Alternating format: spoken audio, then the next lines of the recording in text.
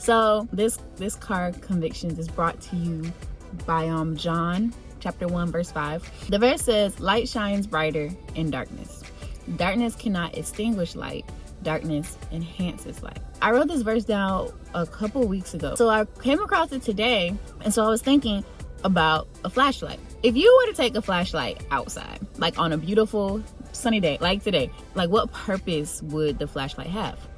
None. Absolutely none. What good is a flashlight in an already lit situation? But if you take a flashlight into a dark room, the light from the flashlight begins to extinguish the darkness. It's rid of some of the darkness, right? In that, God revealed a few things to me. One being that we were called to be the light of the world, right? We were called to go into dark places and light it up.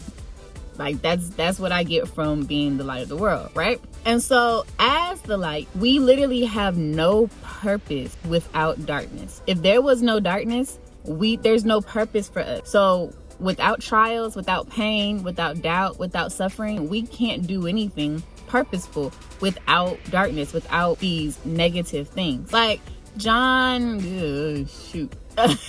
So basically there's a verse about us shining in darkness to provide light for the one in darkness, because the one in darkness can't see. But in order to light up darkness, you gotta be in darkness to be of any service to the darkness or to anybody in the darkness. You can't light up a dark room from outside of the house.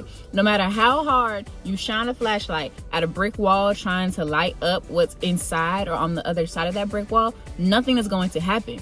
In order to light up the room, in order to light up darkness, you have to be in the place where darkness is. I don't understand why we are so scared of darkness, especially considering that we are the light. Yeah, it looks dark from out here. Yeah, I can't see anything in there. I don't know what's going on in there. But what I do know is I'm the light. So I'm gonna go in here and I'm gonna light that mug up. Like Jesus, the light of the world that lives in us, that has equipped us to be said light. There is nothing that can extinguish the light. Nothing. Darkness only enhances. Darkness only makes our light shine brighter. Depression can't take my joy. The only thing depression can do is make my smile look even brighter than it looked before. Poverty cannot take my peace of mind. The only thing it can do is illuminate. Darkness only creates an opportunity for other people to see what I already have inside of me. Like, I have joy, I have peace, but it's only seen when I'm in a situation where I otherwise shouldn't have said things. Situations where joy doesn't make sense. Situations where peace does not make sense. The test of your light only comes in darkness. So, do you still love God when you're sick? Do you still have joy when you lose your job? Are you still worshiping during the divorce? Do you still trust God after the miscarriage?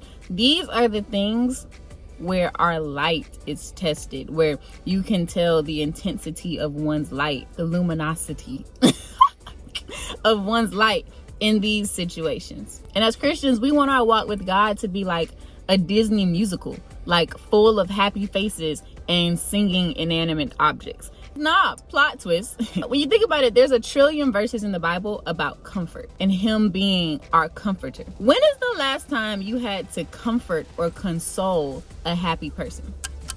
Don't worry, I'll wait. You didn't. You did not. You never have to comfort a happy person. So if there's verses in the Bible about comfort, and if He is known as the comforter, that means we are going to have to suffer. It's inevitable. Like, He is preparing you. Hey bro, I'm the comforter, which means you about to suffer. You about to be hurt. You about to be sad. You about to be mad. It's gonna happen. John 16:20, where it says, you will weep, you will mourn, but the world will rejoice. So basically, this is not about you. Through your pain and through your suffering, the world will see your steadfastness and your joy. And then they will ask, how can you smile at a time like this? Why aren't you stressed? Why aren't you crying? What is this joy? Like, this is not normal. This is not how you should be acting in this situation. And those questions is what allows you to have the conversation about one of the greatest love stories ever told. And that's the story between your Savior and you, about how he kept you through all of this, how he brought you through. He's never left you. He's still with you, and you have faith, and you know, and you trust in the fact that God will do what he said he will do, and that no matter what life throws at you, you're good. You are full of joy. You have peace because you know who your Savior is, and in that you find comfort. So this is why we go through, and this is why we need to stop being upset about going through, why we got to stop being scared to go through. You are the light. You provide the light in bleak situations. It does not matter what you go through, because you are able to, and you will come out of whatever situation you are put in. So yeah, that's it.